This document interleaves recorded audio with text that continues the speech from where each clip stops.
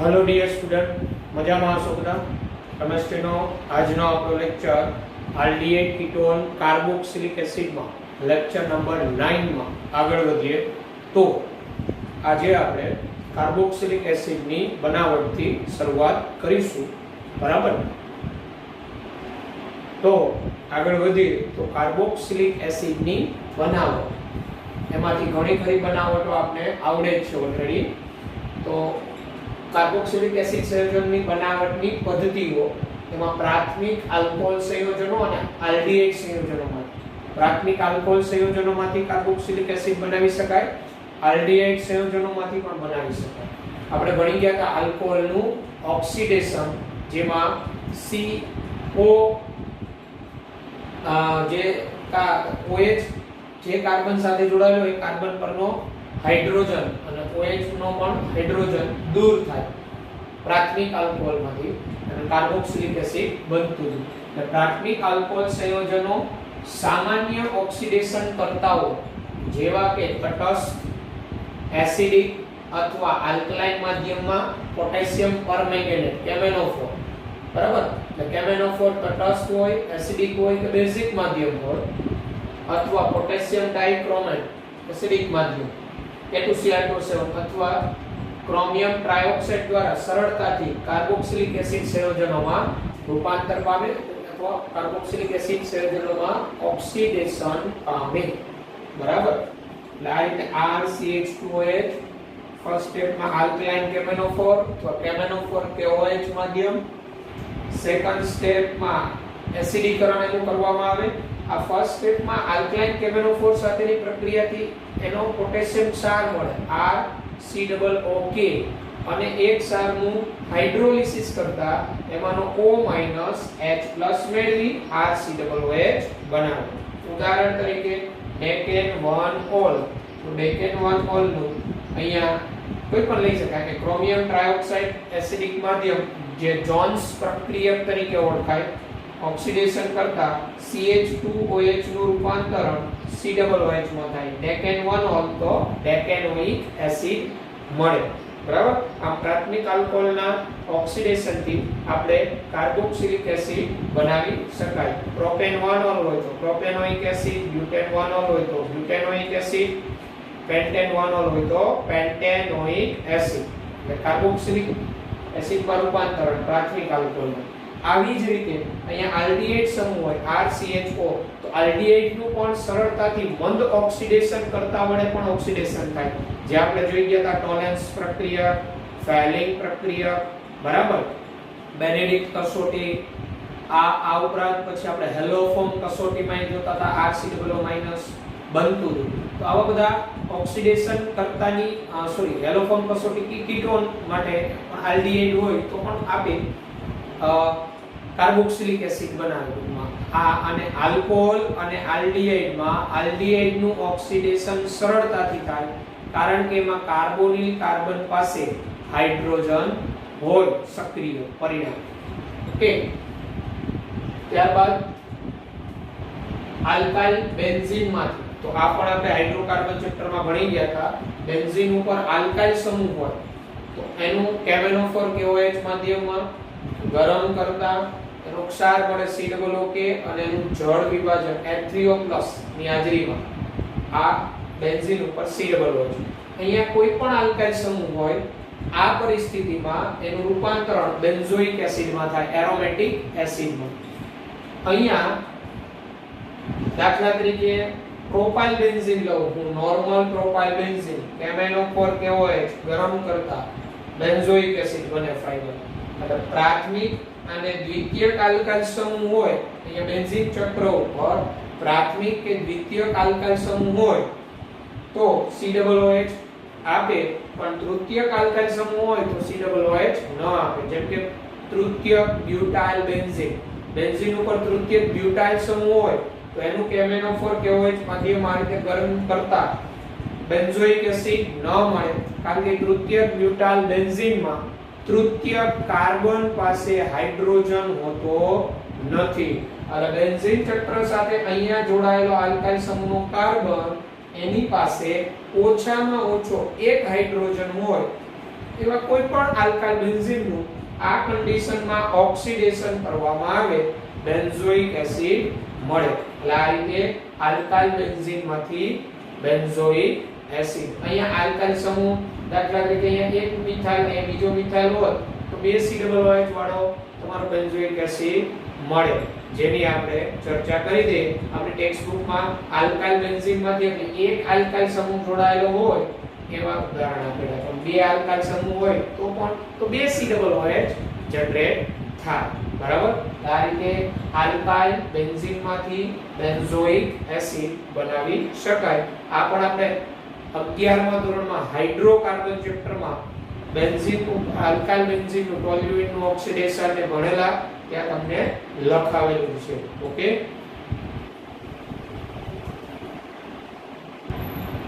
ત્યારબાદ તો બે આલ્કાઇલ સમૂહ હોય બેન્ઝીન ચક્ર ઉપર, એનું પણ સેમ આગળ અમે જોયું એ જ રીતે ઓક્સિડેશન થાય. જેમ કે ઓર્થોઝાઇલિન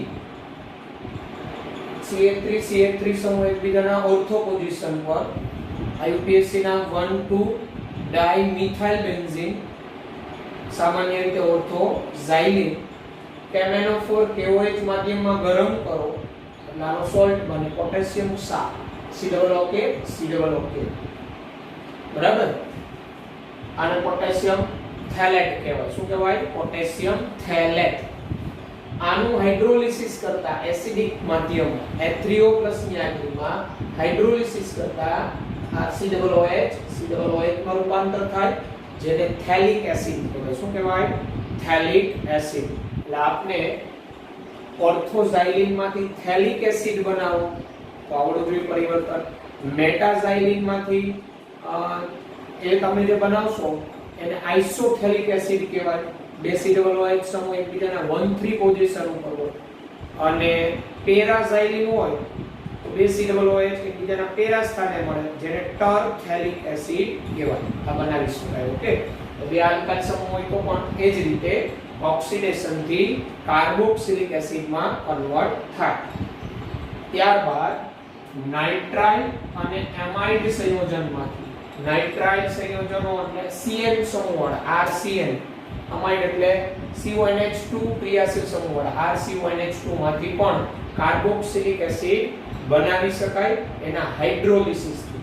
તો નાઇટ્રાઇલ સંયોજનો H+ અથવા OH- ઉદ્દીપકની હાજરીમાં પહેલા એમાઇડ સંયોજનોમાં એટલે આ જે RCN હોય આ રીતે H+ અથવા OH- ની હાજરીમાં પહેલા એમાઇડમાં રૂપાંતર થાય RCONH2 માં. ત્યારબાદ એસિડ સંયોજનોમાં જળ વિભાજન પામે છે. ત્યારબાદ આ એમાઇડ સંયોજનોનું હાઇડ્રોલિસિસ થતા કાર્બોક્સિલિક એસિડ બને છે.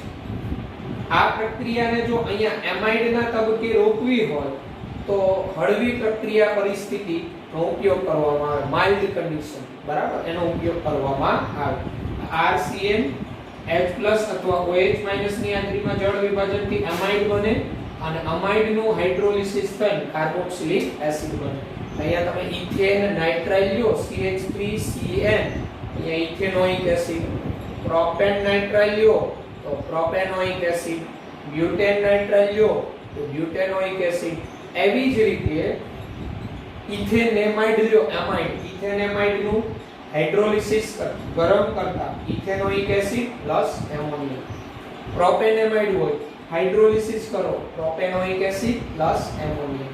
બ્યુટેનેમાઇડ હોય હાઇડ્રોલિસિસ કરો બ્યુટેનોઇક એસિડ પ્લસ એમોનિયા. આમ નાઇટ્રાઇલ સંયોજનો હોય કે અમાઇડ સંયોજનો હોય એના જળ વિભાજનથી શેમાં રૂપાંતર થાય? કાર્બોક્સિલિક એસિડમાં રૂપાંતર થાય. ઓકે. ઉદાહરણ તરીકે બેન્ઝેમાઇડ, તો બેન્ઝેમાઇડ એટલે બેન્ઝીન ઉપર CONH2 એનું હાઇડ્રોલિસિસ કરીએ H3O+ એટલે એસિડિક માધ્યમમાં ગરમ કર બેન્ઝેમાઇડમાંથી શું મળે? Benzoic acid. એ જ રીતે બેન્ઝીન ઉપર CN સમૂહ હોય બેન્ઝોનાઇટ્રાઇલ તો H+ તો OH- ની હાજરીમાં બેન્ઝેમાઇડ બને. આ બેન્ઝેમાઇડ બને, બેન્ઝેમાઇડનું હાઇડ્રોલિસિસ કરતા બેન્ઝોઇક એસિડ. એટલે આપણે તો ક્યાંય આપણે CN ફંક્શનલ ગ્રુપ વાળું કાર્બનિક સંયોજન દેખાતું હોય અને ત્યાં પ્રક્રિયા પરિસ્થિતિ એવી આપેલી હોય હાઇડ્રોલિસિસ વાળી H+ અથવા OH- ની હાજરીમાં, તો ફાઇનલ પ્રોડક્ટ શેમાં કન્વર્ટ કરવાનું? કાર્બોક્સિલિક એસિડમાં. Cn નું રૂપાંતરણ COOH માં જળ વિભાજનથી થાય એસિડિક કે બેઝિક માધ્યમની હાજરીમાં. એવું જ અમાઇડમાંથી કાર્બોક્સિલિક એસિડ હાઇડ્રોલિસિસ થી રૂપાંતર પામે. તો આ હતું નાઇટ્રાઇલ અને એમાઇડ સંયોજનોમાંથી કાર્બોક્સિલિક એસિડની બનાવટ. ત્યારબાદ ની 4th નંબરની આપણી બનાવટ આવે છે ગ્રિગ્નાર્ડ પ્રક્રિયકમાંથી કાર્બોક્સિલિક એસિડ RMgX માંથી RCOOH. એ આપણે સમજીએ ક્રિયાવિધિ સાથે. ત્યારબાદ ગ્રિગ્નાર્ડ પ્રક્રિયકોમાંથી RMgX ગ્રિગ્નાર્ડ પ્રક્રિયકોમાંથી કાર્બોક્સિલિક એસિડ કઈ રીતે બનાવે? તો ગ્રિગ્નાર્ડ પ્રક્રિયકો ઘન CO2 એટલે સૂકો બરફ સાથે પ્રક્રિયા કરી કાર્બોક્સિલિક એસિડના ક્ષાર બનાવે અને એ જે કાર્બોક્સિલિક એસિડનો ક્ષાર બને એટલે આ રીતે જો RMgX માં આંશિક ઋણ હોય આંશિક ધન હોય, CO2 માં કાર્બન આંશિક ધન હોય, અહીંથી R- ન્યુક્લિયોફાઇલ કેન્દ્ર અનુરાગી તરીકે વર્તી અહીંથી R- આ કાર્બનને યુગ્મ પ્રદાન કરે, આ યુગ્મ ઓક્સિજન ઉપર સ્થાનાંતર થાય.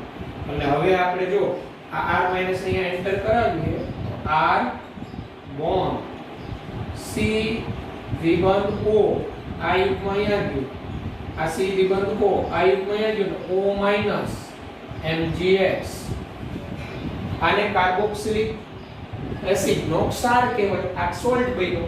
હવે આ ક્ષાર આનું ખનિજ એસિડ વડે એસિડિકરણ કરતા ખનિજ એસિડ HCl H2SO4 અથવા એનું જળ વિભાજન તો કાર્બોક્સિલિક એસિડ સંયોજનોમાં રૂપાંતરણ પામે. એટલે આનું આપણે ખનિજ એસિડની હાજરીમાં એટલે મંદ જલીય HCl મંદ જલીય H2SO4 અથવા આમ લખેલું હોય H3O+ ની હાજરીમાં જળ વિભાજન થઈ RCOOH અને બાકીનું શું દૂર થાય?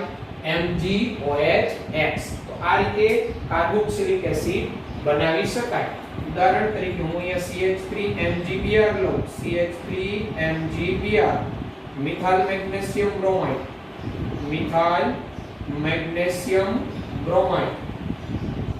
આ મિકેનિઝમ યાદ રાખો એટલે કોઈ પણ ઉદાહરણ હોય તમે કયું કાર્બોક્સિલિક એસિડ બને કહી શકો. અહીંયા CO2. આ પદ્ધતિમાં એક છે કે તમારો જે ગ્રિગ્નાર્ડ પ્રક્રિયકમાં આલ્કાઇલ સમૂહ હોય એનાથી એક વધુ કાર્બન ધરાવતો કાર્બોક્સિલિક એસિડ બને. આંશિક ઋણ આંશિક ધન અહીંથી CH3- આ કાર્બનને યુગ્મ પ્રદાન કરે અને અહીંથી આ યુગ્મ ઓક્સિજન ઉપર ટ્રાન્સફર થાય. એટલે શું થશે? અહીંયા CH3 C વિબંધ O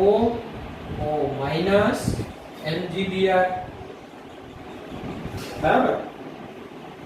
હવે આનું હાઇડ્રોલિસિસ કરીએ આપણે.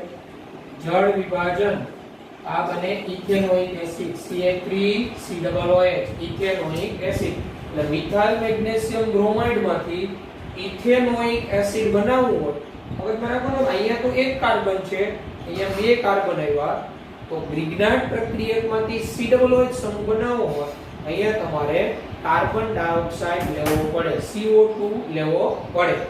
એવી જ રીતે તમે અહીંયા ફિનાઇલ મેગ્નેશિયમ બ્રોમાઇડ લો તો બેન્ઝોઇક એસિડ બને.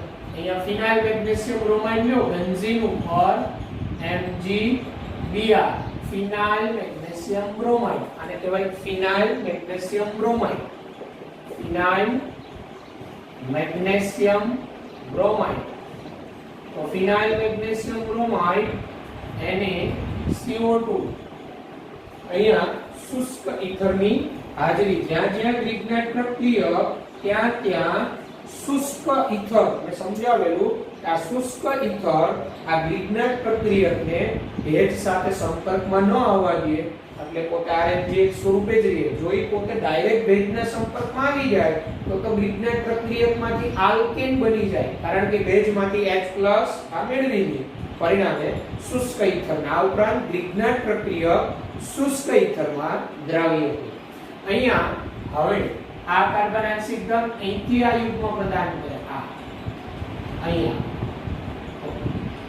આ જે બનશે એ કાર્બોક્સિલિક એસિડ નો ક્ષાર બનશે.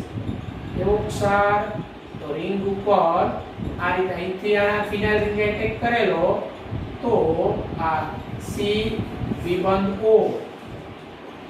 O Mg Br અને આનું હાઇડ્રોલિસિસ કરો જળ વિભાજન તો જળ વિભાજન થી આ બને રિંગ ઉપર COOH બેન્ઝોઇક એસિડ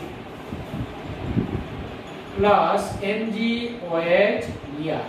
તો તમને એવું કે ફિનાઇલ મેગ્નેશિયમ બ્રોમાઇડ માંથી બેન્ઝોઇક એસિડ બનાવો તો CO2 લેવાનું અથવા કે કાર્બન ડાયોક્સાઇડ માંથી બેન્ઝોઇક એસિડ બનાવો તો કાર્બન ડાયોક્સાઇડ CO2 માંથી બેન્ઝોઇક એસિડ બનાવવો હોય અહીંયા તમારે ગ્રિગ્નાર્ડ પ્રક્રિયા તરીકે ફિનાઇલ મેગ્નેશિયમ બ્રોમાઇડ લેવો પડે.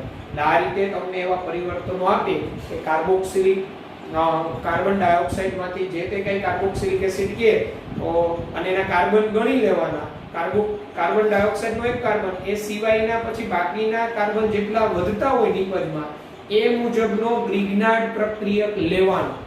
બરાબર નિપજમાં ટૂંકમાં જેટલા કાર્બન વધતા હોય કાર્બન ડાયોક્સાઇડ સિવાય એ મુજબનો ગ્રિગ્નાર્ડ લેવાનો.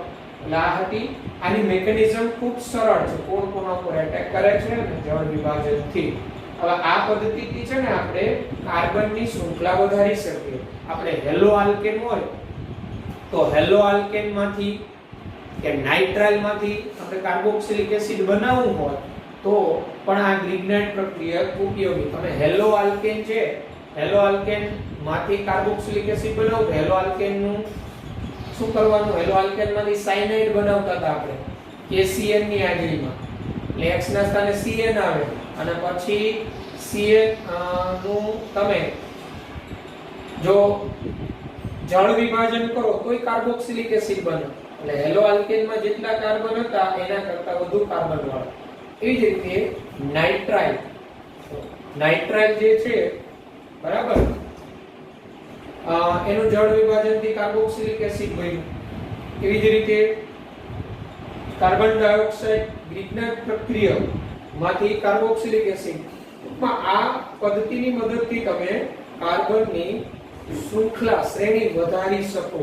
બરાબર તો આ હતું ગ્રિગ્નાર્ડ પ્રક્રિયકોમાંથી કાર્બોક્સિલિક એસિડ ની બનાવટ. ટેક્સ્ટબુકમાં આનું જે લખાણ હોય એ રેડી કરી જવાનું. ઓકે આ તેની ક્રિયા. તો ત્યારબાદ 5 નંબરની બનાવટ એસાઇલ હેલાઇડ એટલે RCOX acyl halide RCOX anhydride સંયોજનોમાંથી એનહાઇડ્રાઇડ.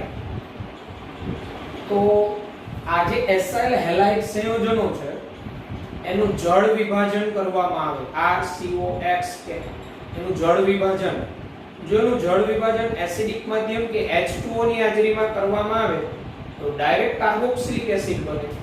પણ એસાઇલ હેલાઇડ નું જળ વિભાજન બેઝ ની હાજરીમાં કરવામાં આવે બેઝ તો કાર્બોક્સિલિક એસિડ નો સોલ્ટ મળે RCOO- જે કાર્બોક્સિલેટ આયન કહેવાય.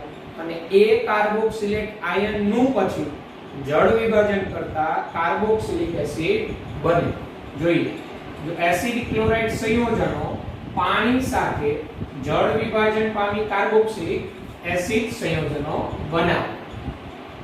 બરાબર અથવા જલીય બેઝ સાથે સરળતાથી જળ વિભાજન પામી કાર્બોક્સિલેટ આયનો બનાવે RCOO- અને જેને એસિડિક બનાવતા એટલે કાર્બોક્સિલેટ આયનો RCOO- ને એસિડિક બનાવતા અનુવર્તી કાર્બોક્સિલિક એસિડ સંયોજનો બને. એટલે RCOCl અહીંયા H2O કે એસિડિક માધ્યમમાં જળ વિભાજન કરો તો કાર્બોક્સિલિક એસિડ બને. પણ આનું બેઝિક માધ્યમમાં જળ વિભાજન થાય તો આ કાર્બોક્સિલેટ આયન બને RCOO- અને આનું પછી એસિડીકરણ કરતા H3O+ ની હાજરીમાં કાર્બોક્સિલિક એસિડ બને. લાપણ MCQ અગત્યનો RCOCl નું બેઝિક માધ્યમમાં જળ વિભાજન કરતા શું બને તો જવાબ આવશે કાર્બોક્સિલેટ આયન. અને એમ કે RCOCl નું પાણીની હાજરીમાં કે એસિડિક માધ્યમમાં જળ વિભાજન કરતા શું મળે? RCOOH. આ બેઝિક માધ્યમ હોવાને કારણે આમાંથી કાર્બોક્સિલિક એસિડ બનતો હોય એ પાછો COO- બની જાય એસિડ બેઝને કારણે, અને આનું પછી એસિડિક માધ્યમ કરતા RCOOH બને. ઓકે, અને અહીંયા તમે એસિટાઇલ ક્લોરાઇડ લ્યો. એસિટાઇલ ક્લોરાઇડ એટલે CH3COCl. તો જળ વિભાજનથી ઇથેનોઇક એસિડ. પ્રોપેનોઇલ ક્લોરાઇડ લ્યો તો પ્રોપેનોઇક એસિડ. બ્યુટેનોઇલ ક્લોરાઇડ લ્યો તો બ્યુટેનોઇક એસિડ. બરાબર. એવી રીતે બેન્ઝોઇલ ક્લોરાઇડ લ્યો, બેન્ઝીન ઉપર COCl તો બેન્ઝોઇક એસિડ બને. આ સામાન્ય સમીકરણ.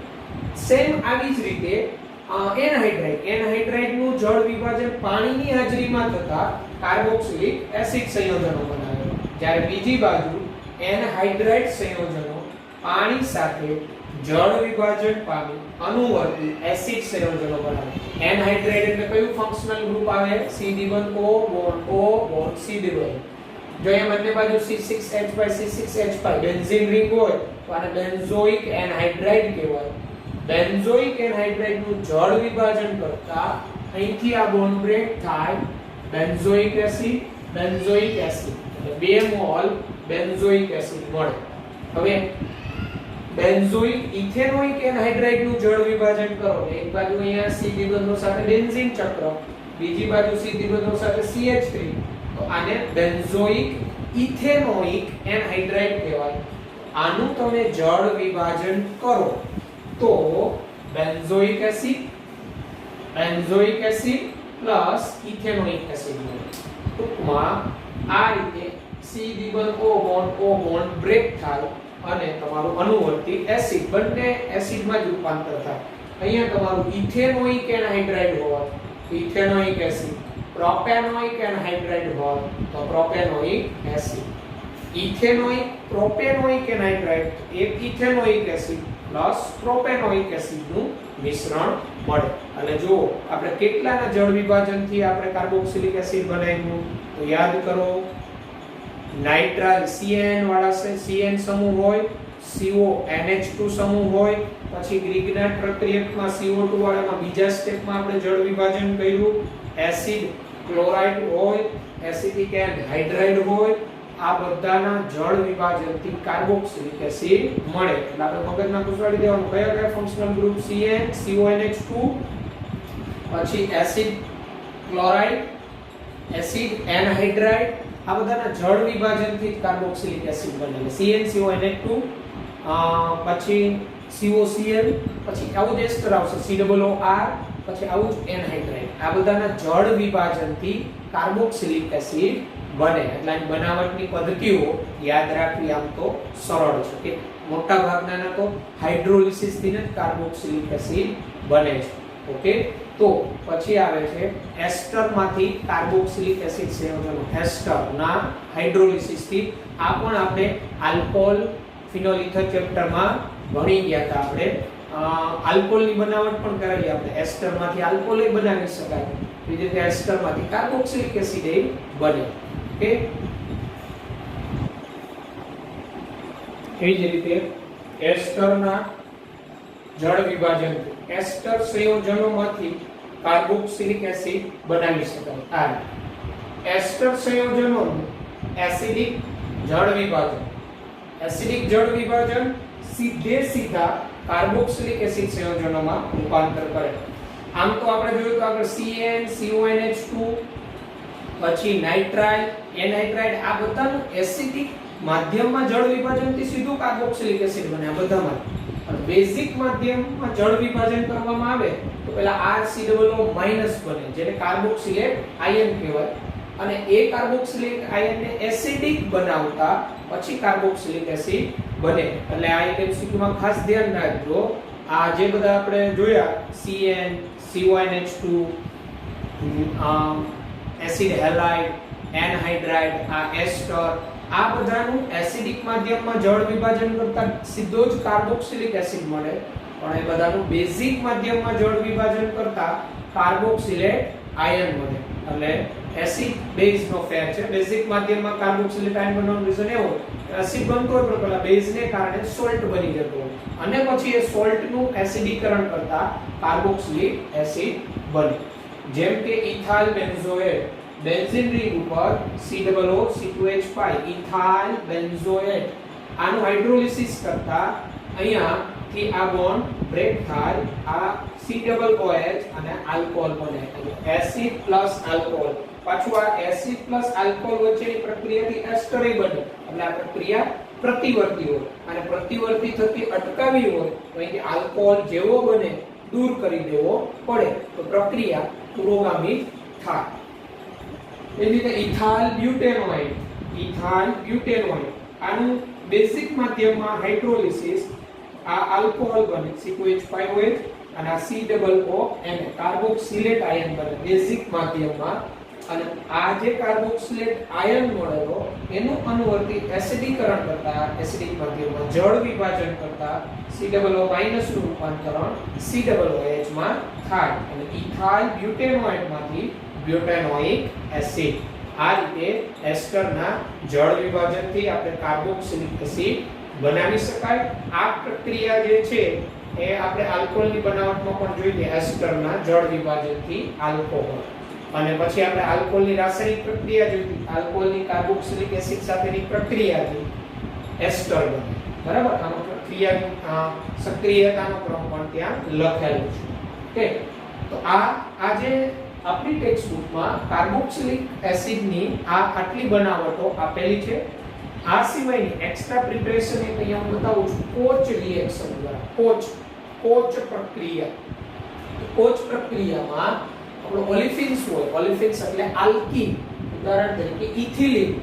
ઇથિલિનની કાર્બન મોનોક્સાઇડ સાથે H2O ની બાષ્પની હાજરીમાં N3PO4 ઉદ્દીપકની હાજરીમાં 573 કેલ્વિન 673 કેલ્વિને દબાણ હેઠળ પ્રક્રિયા કરતા પ્રોપેનોઇક એસિડ બને. એટલે આ CO માં એન્ટર થાય અને H2O ની બાષ્પ એમાંથી હાઇડ્રોજન ઉમેરાય, CH3 આ CH2 COOH બને પ્રોપેનોઇક એસિડ. પણ અસમિતીય આલ્કીન હોય, અસમિતીય આલ્કીન જેમ કે પ્રોપીન, પ્રોપીનની CO H2O ની બાષ્પની હાજરીમાં પ્રક્રિયા H3PO4 acidic catalyst 573 kelvin 673 kelvin દબાણ હેઠળ પ્રક્રિયા કરતા અહીંયા CO જોડે આ CH3 બની જાય અને એ CO શેમાં રૂપાંતર થાય COOH માં.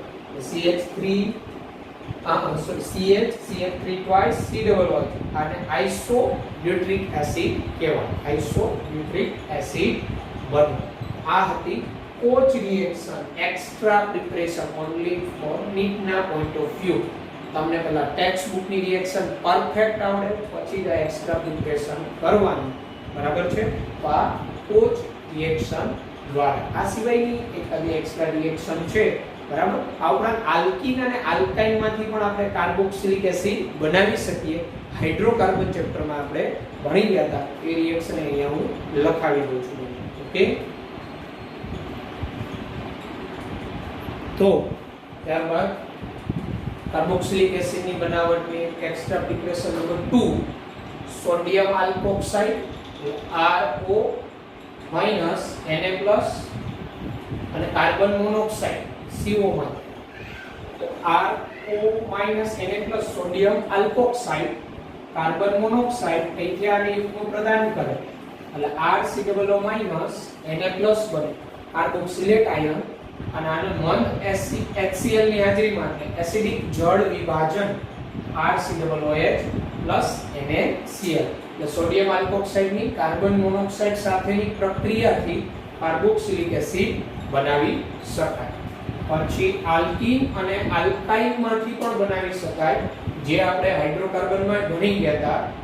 આલ્કીન સમિતીય આલ્કીન હોય તો એક જ કાર્બોક્સિલિક એસિડ મળે, અસમિતીય આલ્કીન હોય તો બે જુદા જુદા કાર્બોક્સિલિક એસિડ બને. આ સામાન્ય સમીકરણ RCH3CHR અથવા આલ્કાઇન હોય RC≡CR. MnO4 KOH માધ્યમ ગરમ કરો, સેકન્ડ સ્ટેપમાં એસિડીકરણ, તો અહીંથી આ ડબલ બોન્ડ થી બ્રેક થાય RCOOH 2 મોલ્સ. જેમ કે બ્યુટુઇન, તો એનું કેનોફોર KOH માધ્યમમાં ગરમ કરો. સેકન્ડ સ્ટેપ એસિડીકરણ, તો બ્યુટુઇન માંથી બ્યુટેનોઇક એસિડ 2 મોલ મળે. સમિતીય આલ્કીન હોય તો એક જ સમાન કાર્બોક્સિલિક એસિડ, પણ અસમિતીય આલ્કીન હોય તો જુદા જુદા કાર્બોક્સિલિક એસિડનું મિશ્રણ મળે. આ હાઇડ્રોકાર્બન ચેપ્ટરમાં આ પ્રક્રિયા તમે લખેલી છે, ત્યાં પણ તમે જોઈ શકશો. તો આ હતી કાર્બોક્સિલિક એસિડની બનાવટની પદ્ધતિઓ. કાર્બોક્સિલિક એસિડની બનાવટની આ પદ્ધતિઓ જોઈ ત્યારબાદ તમે હોમવર્કમાં ઘરેથી શું કરી શકશો કે હું કહું છું તમને.